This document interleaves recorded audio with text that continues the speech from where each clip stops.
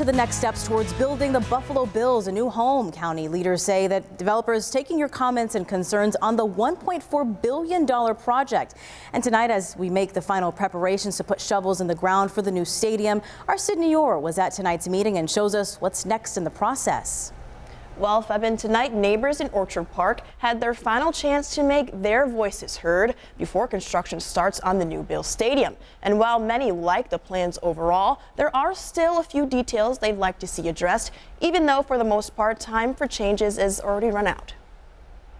You know, some of the concerns they're saying now, I don't think it's going to really make that much a factor. I mean, they can express their opinions, and if you don't speak, forever hold your breath in the future. Hammerslat owner Eric Matwio has lived in Orchard Park for 65 years. He says the fact the Buffalo Bills are staying in Western New York is a good thing, and he is willing to do his part, but that doesn't mean he wants to do it alone. We also want to make sure that if there is any problems, you know, we should have a contact person like they did at the other renovations. Matwio is among several other longtime neighbors who express concerns with how dust, debris, and noise may impact their community during the stadium's construction. When the town or this county works on a road, you get debris in your pool and on your car.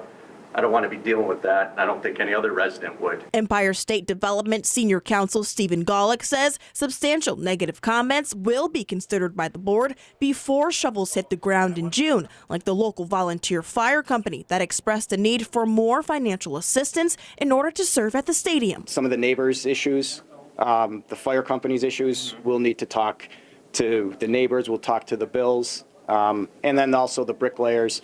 We've already had conversations with the Bills about the work that they'll be doing for the stadium. Matwio says during January's committee meeting, Empire State Development shared 99.8% of the project's plans were already completed. And while he isn't totally sold on every aspect of the project, A little concerned about the upper deck, the steepness of it. Will it cut down on drinking maybe on people because it's so steep? That might be a benefit of it. the focus now is on the future and the optimism for what it could bring. Overall, I mean, I love that stadium. It looks like the one in London, and it looks fantastic.